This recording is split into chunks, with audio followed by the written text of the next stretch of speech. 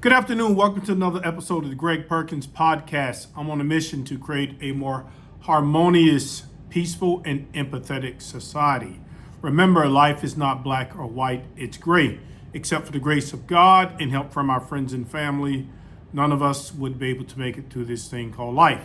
Okay, I am here to teach, not to preach. Let's get started. Okay, got some really good information today.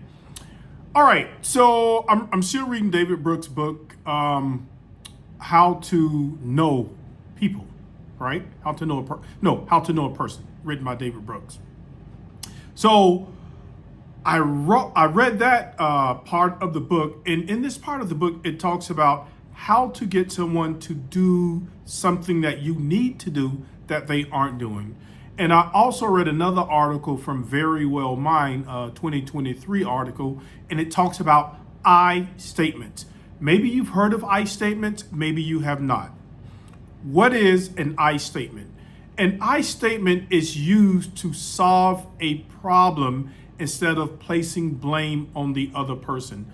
A lot of times when we have conflicts in relationships, we are blaming the other person for how they make you feel instead of letting them know how you feel. So today we're going to talk about how to make I statements in order to get a person to change his or her behavior. You can use this with your children, you can use it with your spouse, or even with friends, right? So an example of a good I statement is, let's say if you have a husband or a friend or lover, whatever, and they dominate the conversation. You feel like, man, I never get a chance to talk. Instead of telling another person to shut up and let you speak, or you don't let me talk, don't say that, right? First, you got to be positive. You got to say, honey, I feel so left out of the conversation when you and I talk. I really would like to have a little more to say, when we are discussing things. All right. So the first thing you want to do is be positive. The second thing you want to do is don't blame the other person. Don't use the word you. All right. Or don't use the word you when you are blaming the person. You want to express how it makes you feel. Honey, I feel left out of the conversation. Okay. When it comes to dealing with a child, let's say your child has a messy room. Clean up that room. You need to clean up that room. Not so much, right? Because when you're negative, people shut down. And I know that parents are supposed to be dominant, but sometimes children, depending on their personality, they may rebel against you. So you may want to say, honey, I feel so tired when I have to clean up your room all alone. Do you mind helping me? Okay. So when you speak to people like that, they receive the information better. Now, I know some of you guys are going to disagree with me. I am the parent. I am in charge. But sometimes, guys, let's face it, you can have a rebellious child and they don't do anything you ask them to do. So the purpose of this exercise is to create a bond with a person, not blame the person, and to have a good relationship with your child or your spouse, okay?